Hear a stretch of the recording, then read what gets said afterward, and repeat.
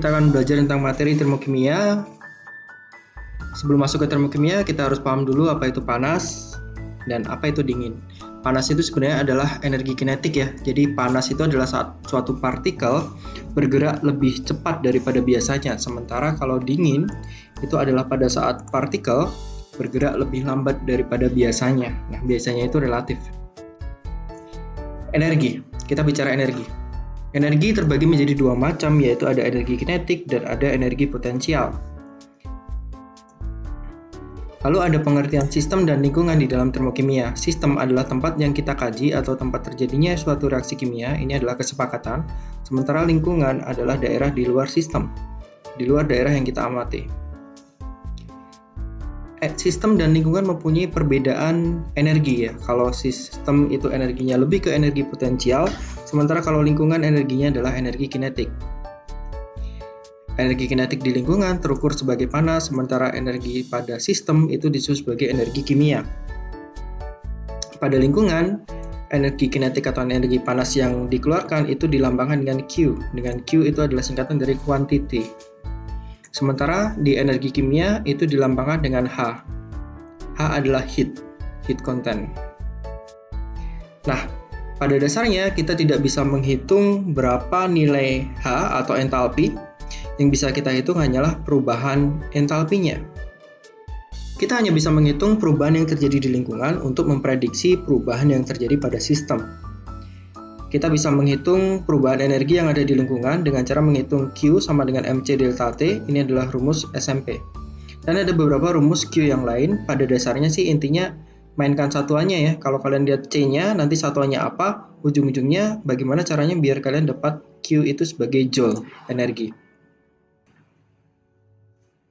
Oke, lanjut ke sistem termokimia. Nah, di dalam termokimia tadi ada sistem dan ada juga lingkungan. Sistem adalah yang kita amati, sementara lingkungan adalah daerah yang ada di luar sistem. Bicara tentang perpindahan energi, kalau ada panah masuk seperti ini, namanya energi berpindah dari lingkungan menuju ke sistem, disebut sebagai endotherm. Sementara kalau ada panah seperti ini dari sistem, energinya keluar ke lingkungan, disebut sebagai reaksi exotherm. Kita bahas yang endotherm terlebih dahulu. Pada endotherm, karena energi dari luar masuk ke dalam, berarti energi yang di dalam ini bertambah, energi yang di luar berkurang. Jadi delta H dan Q itu selalu berkebalikan.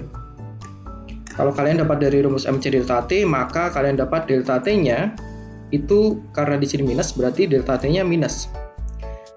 Delta T minus karena suhu berubah menjadi lebih rendah gitu. Berarti reaksi endotherm itu biasanya lingkungan itu menjadi lebih dingin karena suhu berubah menjadi lebih rendah. Ya. Sementara kalau reaksi exotherm, itu energi di sistem itu akan berkurang, sementara energi di lingkungan akan bertambah. Berarti delta T-nya itu karena Q-nya positif, berarti delta T-nya adalah positif, berarti suhu akhir itu lebih tinggi daripada suhu awal. Delta T positif karena suhu berubah menjadi lebih tinggi, lingkungan mendapatkan energi, maka lingkungan berubah menjadi lebih panas. Nah, sebelumnya dipahami dulu bahwa panas itu hanya terukur di lingkungan. Jadi sistem itu tidak ada istilah panas ataupun dingin karena panas itu energi kinetik. Jadi hanya terukur di lingkungan. Sementara sistem itu energinya potensial bukan energi kinetik. Nah, sekarang kembali lagi belajar tentang reaksi kimia, bahwa reaksi kimia itu dari reaktan sebelah kiri berubah menjadi sesuatu produk di sebelah kanan.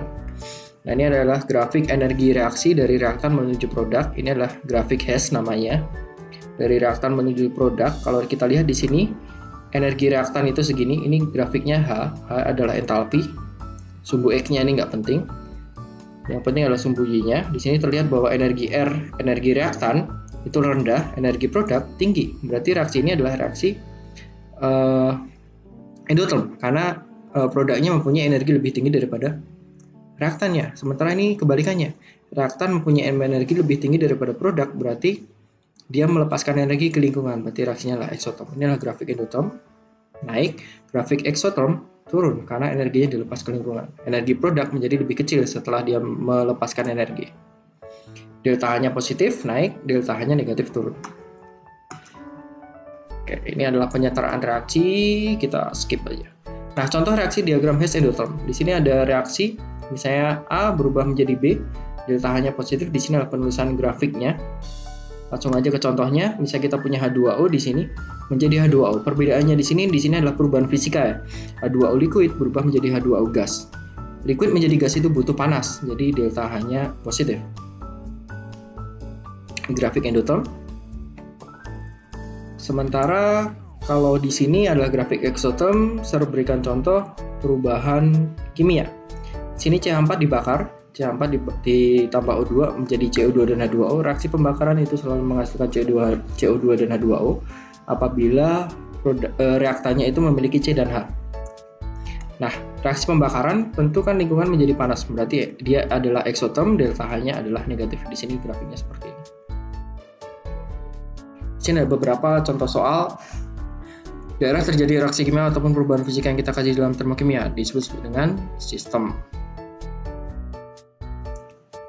Perubahan yang terjadi pada sistem hanya bisa diprediksi melalui perubahan yang terjadi di lingkungannya. Jadi kita tidak bisa melihat apa yang terjadi pada sistem, yang kita lihat adalah perubahan lingkungan.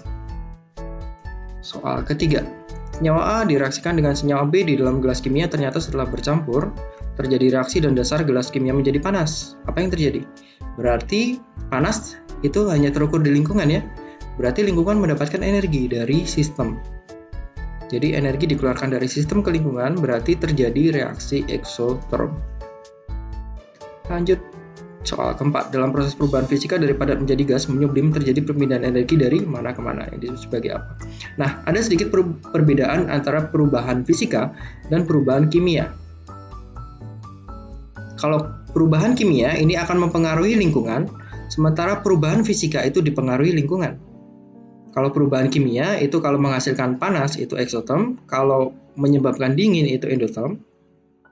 Tapi kalau perubahan fisika itu lebih ke dia butuh panas atau butuh dingin karena dia tergantung lingkungan.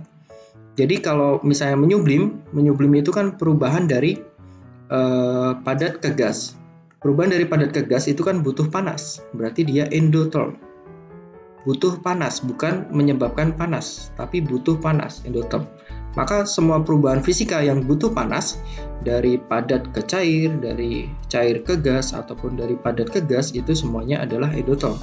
Sementara kalau misalnya reaksi yang butuh dingin, berarti dari gas ke padat, gas ke cair, ataupun cair ke padat, itu semuanya reaksi exotherm. 3 contoh ini sudah kita bahas barusan ya. Oke, sampai di sini dulu ini video pertama termokimia. Thank you.